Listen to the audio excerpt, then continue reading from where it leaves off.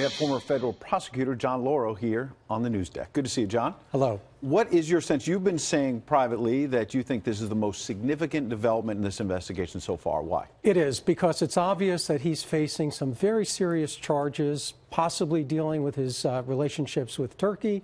There have been other speculations that he may have been involved in a kidnapping plot. We just don't know. But he's made a decision with his counsel to have some communication with the prosecutor about doing a deal and cooperating. The only way he's going to get a reduced sentence is by cooperating. Right. But when you lay that out, when General Flynn is in legal jeopardy and potentially his son is in legal jeopardy, yes, might someone say almost anything to stay out of jail? That's true, and that's what happens in the federal system. You don't get any points for exonerating someone. You only get points if you implicate someone and really try to get them prosecuted. So he has an incentive to spill the beans or say things that would implicate somebody else. So then how will this work so that if, in fact, he cuts a deal with the special counsel, Robert Mueller, walk us through what happens from a legal standpoint, but then how does Mueller sort out whether or not it's true or bunk? Well, first of all, what we know now is that none of this has to do with the campaign. That's very important. It has to do with other relationships that the general has had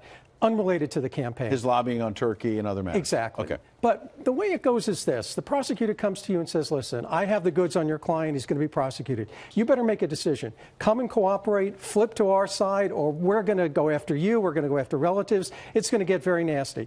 Clearly, Flynn has made the decision that he has to go in and cooperate. We don't know, though, who he's going to cooperate against. So then there's a proffer, right? There's a proffer. And that proffer lays out what he might say, and then how do they sort it out? Well, the prosecutor wants to know that he's going to get some help. Right. So if the proffer is, I don't know anything about anything, then you're told, well, have a good day, I'll see you later. Right. So he has to give some goods in order to get some benefit. But if he says, I can implicate the president, and I was the national security advisor, and in private, the president told me X, the special counsel has already spent weeks, months looking through emails and other documents. So then you run the traps and figure out, can we verify this? And that's the critical question, because somebody going in who does a deal and there's no corroboration for what they're saying, they don't have much credibility. So the critical issue here is whether or not his statements can be corroborated by hard facts, because one day he's going to face a criminal defense lawyer in trial, and he better be telling the truth. So contrast this with Paul Manafort, who's already been indicted. He's insisted he's innocent.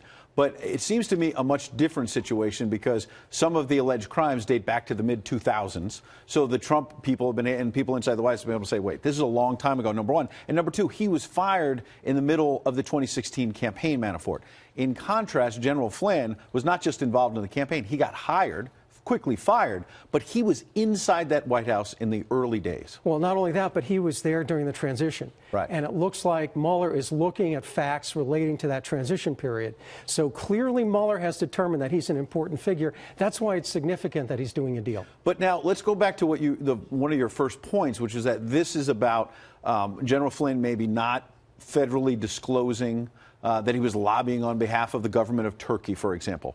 What does that have to do with Russian collusion? It has nothing to do, but that's why Mueller's investigation is going so far afield. Because what he's doing is picking people that have their own problems, like Manafort and Kelly, and saying, you better cooperate with me on the Russian investigation. Doesn't that give more fodder to President Trump and his allies, that even if General Flynn says, I've got something, he's got something that maybe has nothing to do with Russia in 2016? Absolutely. But the speculation now is that he has something on the campaign or something in the transition, because it's obvious that Mueller has determined that he's a very important figure in the investigation. Right. So last question.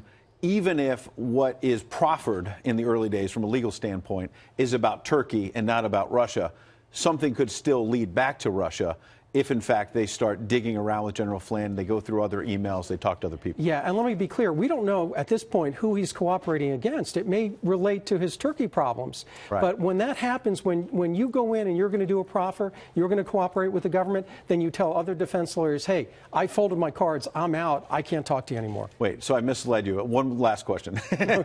That wasn't the last one. So when a lot of people are speculating in the media right now, this is going to lead to the Oval Office. He could implicate the president. He may implicate someone else inside the White House. He may try to implicate someone from the campaign, and it may end up having nothing to do with the president. Absolutely. In fact, we don't know yet that the prosecutor has accepted his proffer. We don't know even if the prosecutor has determined that he's a credible guy. There is a lot we do not know, but we appreciate you bringing the facts of what we do know. John Lauro. Thank you. Thank you.